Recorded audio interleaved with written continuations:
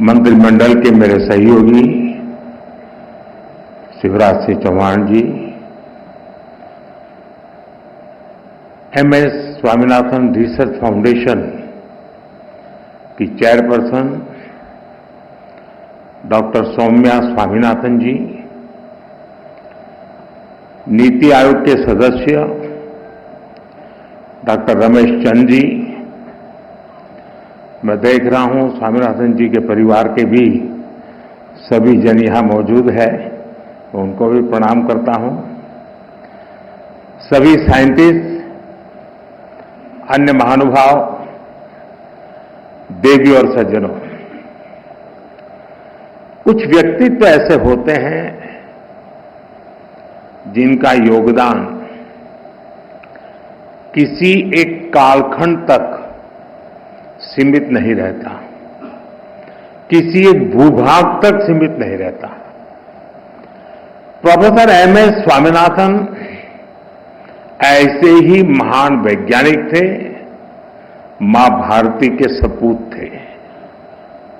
उन्होंने विज्ञान को जन सेवा का माध्यम बनाया, देश की खाद्य सुरक्षा को, फूड सिक्योरिटी को उन्होंने अपने जीवन का ध्येय बना लिया।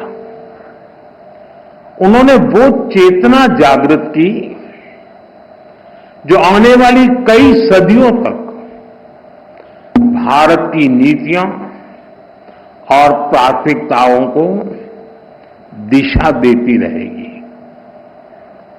मैं आप सभी को स्वामीनाथन जन्म शताब्दी समारोह की शुभकामनाएं देता हूं। साथियों, आज 7 अगस्त नेशनल हैंडलूम डे भी है। पिछले 10 सालों में हैंडलूम सेक्टर को देश भर में नई पहचान और ताकत मिली है। मैं आप सभी को हैंडलूम सेक्टर से जुड़े लोगों को राष्ट्रीय हथकरघा दिवस की बधाई देता हूं।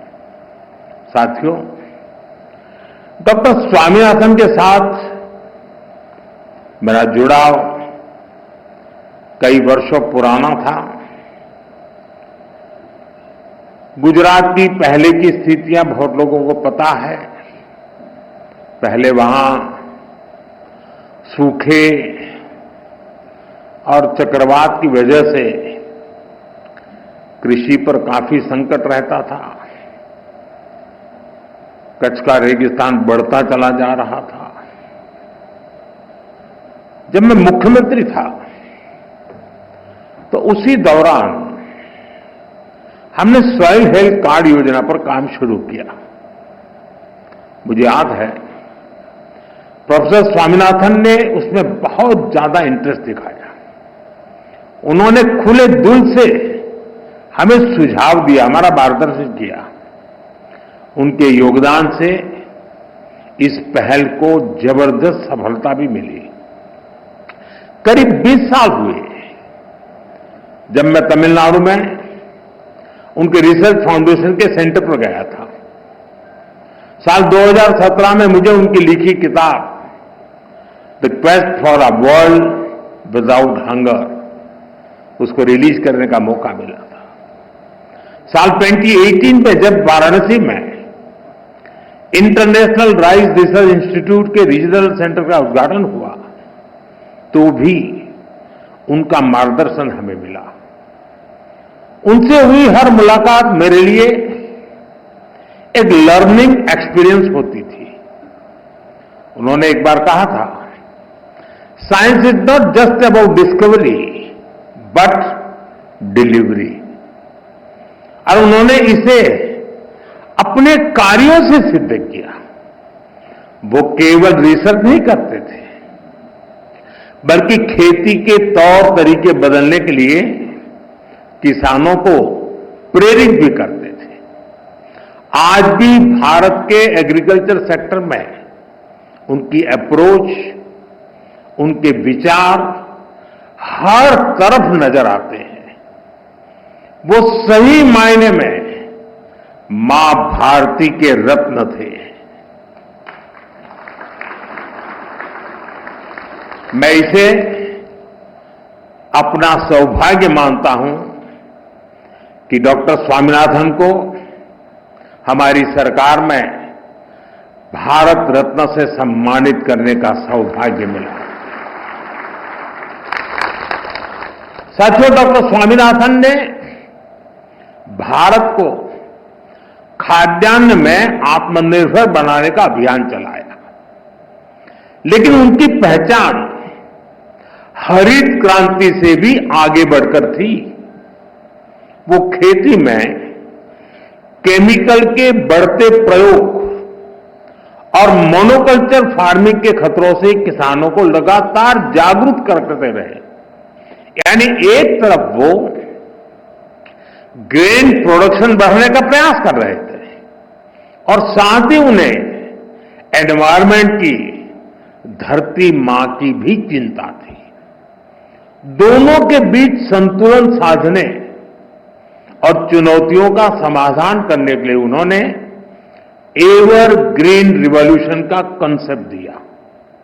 उन्होंने बायो विलेज का कंसेप्ट दिया, जिसके जरिए गांव के लोगों और किसानों का सशक्तिकरण हो सकता है। उन्होंने कम्युनिटी सीड बैंक और अपॉर्चुनिटी क्रॉप्स जैसे आइडियाज को बढ़ावा दिया। साथियों, डॉक्टर स्वामीनाथन मानते थे कि क्लाइमेट चेंज और न्यूट्रिशन की चुनौती का हल उन्हीं फसलों में छुपा है जिन्हें हमने भुला दिया है। ड्राउट टॉलरेंस और सॉल्ट टॉलरेंस पर उनका फोकस था। उन्होंने मिलेट्स, श्री अन्न पर उस समय काम किया जब मिलेट्स को कोई पूछता नहीं था। डॉक्टर स्वामीनाथन ने वर्षों पहले यह सुझाव दिया था कि मैंग्रोव की जेनेटिक क्वालिटी को धान में ट्रांसफर किया जाना चाहिए। इससे फसलें भी जलवायु के अनुकूल बनेगी। आज जब हम क्लाइमेट एडेप्शन की बात करते हैं तो महसूस होता है कि वो कितना आगे की सोचते थे। साथियों, आज दुनिया भर में बायोडायवर्सिटी को लेकर चर्चा होती है। इसे सुरक्षित रखने के लिए सरकारें अनेक कदम उठा रही हैं, लेकिन डॉक्टर स्वामीनाथन ने एक कदम आगे बढ़ते हुए बायो हैप्पीनेस का आइडिया दिया। आज हम यहां इसी आइडिया को सेलिब्रेट कर रहे हैं। डॉक्टर स्वामीनाथन कहते थे कि बायोडायवर्सिटी की ताकत से हम स्थानीय लोगों के जीवन में बहुत बड़ा बदलाव ला सकते हैं। लोकल रिसोर्सेज के इस्तेमाल से लोगों के लिए आजीविका के नए साधन बना सकते हैं। और जैसा उनका व्यक्तित्व था, अपने आइडियाज को वो जमीन पर उतारने में माहिर थे। अपने रिसर्च फाउंडेशन के द्वारा उन्होंने नई खोजों का लाभ किसानों तक पहुंचाने का निरंतर प्रयास किया।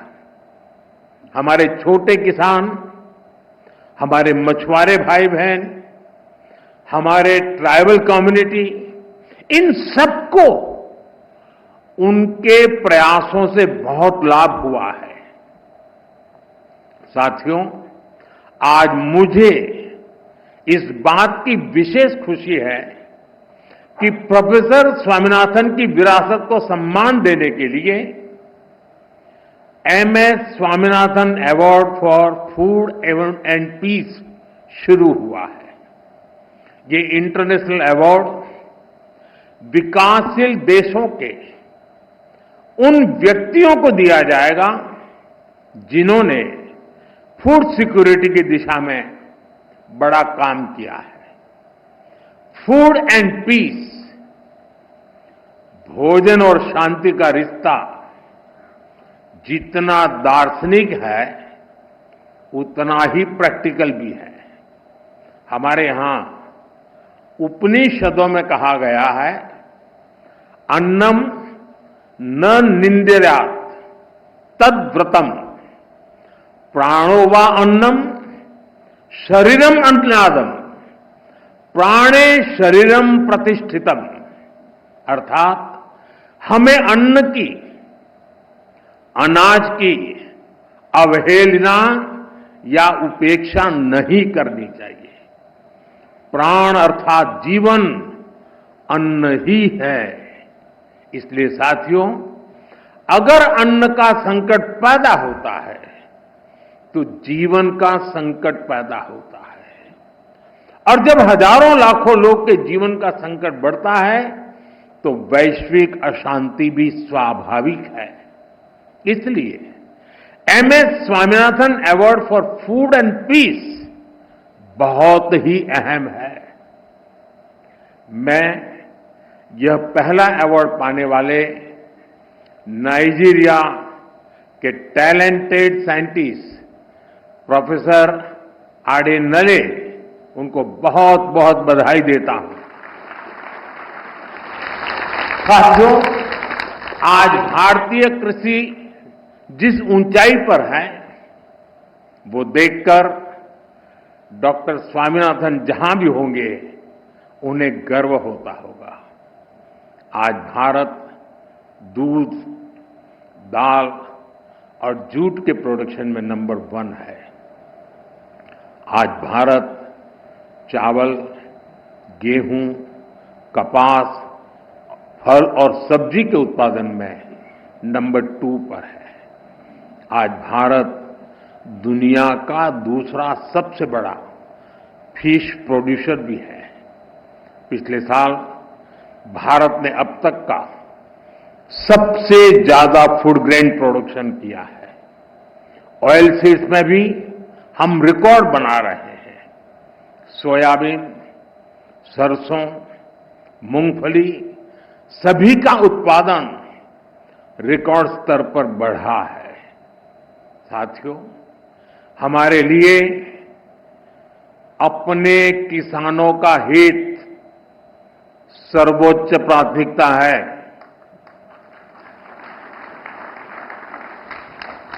भारत अपने किसानों के, पशुपालकों के और मछुआरे भाई बहनों के हितों के साथ कभी भी समझौता नहीं करेगा।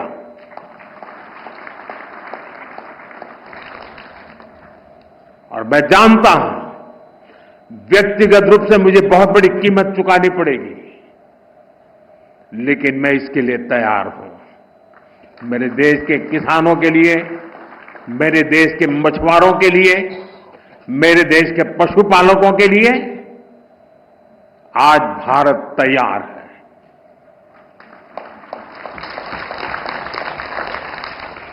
किसानों की आय बढ़ाना, खेती पर खर्च कम करना, आय के नए स्रोत बनाना, इन लक्ष्यों पर हम लगातार काम कर रहे हैं। साथियों, हमारी सरकार ने किसानों की ताकत को देश की प्रगति का आधार माना है। इसलिए बीते वर्षों में जो नीतियां बनी, उनमें सिर्फ मदद नहीं थी, किसानों में भरोसा बढ़ाने का प्रयास भी था। पीएम किसान सम्मान निधि से मिलने वाली सीधी सहायता ने छोटे किसानों को आत्मबल दिया है। पीएम फसल बीमा योजना ने किसानों को जोखिम से सुरक्षा दी है। सिंचाई से जुड़ी समस्याओं को पीएम कृषि सिंचाई योजना के माध्यम से दूर किया गया है। 10,000 एफपीओस के निर्माण ने छोटे किसानों की संगठित शक्ति बढ़ाई है। कोऑपरेटिव्स और सेल्फ हेल्प ग्रुप्स को आर्थिक मदद ने ग्रामीण अर्थव्यवस्था को नई गति दी है। ई नाम की वजह से किसानों को अपनी उपज बेचने की आसानी हुई है।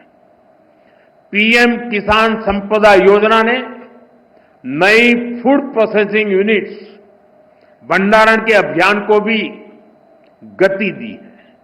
हाल ही में पीएम धन धान्य योजना को भी मंजूरी दी गई है। इसके तहत उन 100 डिस्ट्रिक्ट को चुना गया है जहां खेती पिछड़ी रही। यहां सुविधाएं पहुंचाकर किसानों को आर्थिक मदद देकर खेती में नया भरोसा पैदा किया जा रहा है। साथियों, 21वीं सदी का भारत विकसित होने के लिए पूरी जी जान से जुटा है और ये लक्ष्य हर वर्ग, हर प्रोफेशन के योगदान से ही हासिल होगा। डॉक्टर स्वामीनाथन से प्रेरणा लेते हुए अब देश के वैज्ञानिकों के पास एक बार फिर इतिहास रचने का मौका है। पिछली पीढ़ी के वैज्ञानिकों ने फूड सिक्योरिटी सुनिश्चित की।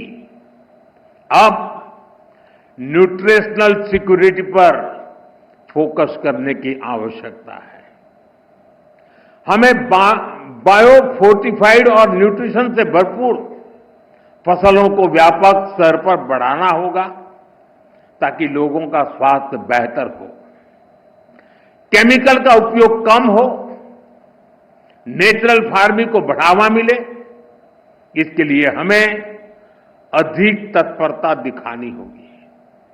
साथियों, क्लाइमेट चेंज से जुड़ी चुनौतियों से आप भली भांति परिचित हैं। हमें क्लाइमेट रेजिलिएंट क्रॉप्स की ज्यादा से ज्यादा वैरायटीज को विकसित करना होगा।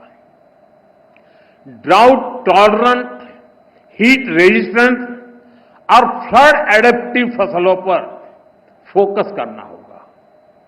फसल चक्र कैसे बदला जाए, किस मिट्टी के लिए क्या उपयुक्त है, उस पर अधिक रिसर्च होनी चाहिए। इसके साथ ही हमें सस्ते सॉइल टेस्टिंग टूल्स और न्यूट्रिएंट मैनेजमेंट के तरीके से उसको भी विकसित करने की आवश्यकता है। साथियों, हमें सोलर पावर्ड माइक्रो इरिगेशन की दिशा में और ज्यादा काम करने की आवश्यकता है। ड्रिप सिस्टम और प्रिसिशन इरिगेशन को हमें ज्यादा व्यापक और असरदार बनाना होगा। क्या हम सैटेलाइट डेटा, एआई और मशीन लर्निंग को जोड़ सकते हैं? क्या हम ऐसा सिस्टम बना सकते हैं जो उपज का पूर्वानुमान दे सके, कीटों की निगरानी कर सके और बुआई के लिए गाइड कर सके? क्या हर जिले में ऐसा real time decision support system पहुंचाया जा सकता है? आप सभी एग्रीटेक स्टार्टअप्स को भी निरंतर गाइड करते रहिए। आज बड़ी संख्या में इनोवेटिव युवा खेती की समस्याओं का समाधान निकालने में जुटे हैं। अगर आप जो अनुभवी लोग हैं, आप अगर लोग उन्हें गाइड करेंगे तो उनके बनाए प्रोडक्ट ज्यादा प्रभावशाली होंगे और यूजर फ्रेंडली होंगे। साथियों, हमारे किसान और हमारे किसान समुदायों के पास पारंपरिक ज्ञान का खजाना है। ट्रेडिशनल इंडियन एग्रीकल्चरल प्रैक्टिसेस और मॉडर्न साइंस को जोड़कर एक होलिस्टिक नॉलेज बेस तैयार किया जा सकता है। क्रॉप डाइवर्सिफिकेशन भी आज एक नेशनल प्रायोरिटी है। हमें अपने किसानों को बताना होगा कि इसका क्या महत्व है। हमें समझाना होगा कि इससे क्या फायदे होंगे। साथ ही ये भी बताना होगा कि ऐसा न करने पर क्या नुकसान होंगे। और इसके लिए आप बहुत बेहतर तरीके से काम कर सकते हैं। साथियों, पिछले साल जब मैं 11 अगस्त को यहां पूसा कैंपस में आया था तो कहा था कि एग्रीकल्चर टेक्नोलॉजी को लैब से लैंड तक पहुंचाने के लिए प्रयास बढ़ाएं। मुझे खुशी है कि मई जून के महीने में विकसित कृषि संकल्प अभियान चलाया गया। पहली बार देश के 700 से ज्यादा जिलों में वैज्ञानिकों की करीब 2200 टीमों ने भाग लिया। 60,000 से ज्यादा कार्यक्रम किए। इतना ही नहीं, करीब करीब 1.25 करोड़ जागृत किसानों के साथ सीधा संवाद किया। हमारे वैज्ञानिकों का ज्यादा से ज्यादा किसानों तक पहुंचने का ये प्रयास बहुत ही सराहनीय है। साथियों, डॉक्टर एमएस स्वामीनाथन ने हमें सिखाया था कि खेती सिर्फ फसल की नहीं होती, खेती लोगों की जिंदगी होती है। खेत से जुड़े हर इंसान की गरिमा, हर समुदाय की खुशहाली और प्रकृति की सुरक्षा, यही हमारी सरकार की कृषि नीति की ताकत है। हमें विज्ञान और समाज को एक धागे में जोड़ना है। छोटे किसान के हितों को सर्वोपरि रखना है और खेतों में काम करने वाली महिलाओं को सशक्त करना है, एम्पावर करना है। हम इसी लक्ष्य के साथ आगे बढ़े। डॉक्टर स्वामीनाथन की प्रेरणा हम सभी के साथ है। मैं एक बार फिर आप सभी को इस समारोह की बहुत बहुत बधाई देता हूं। बहुत बहुत धन्यवाद। आपके आशीर्वाद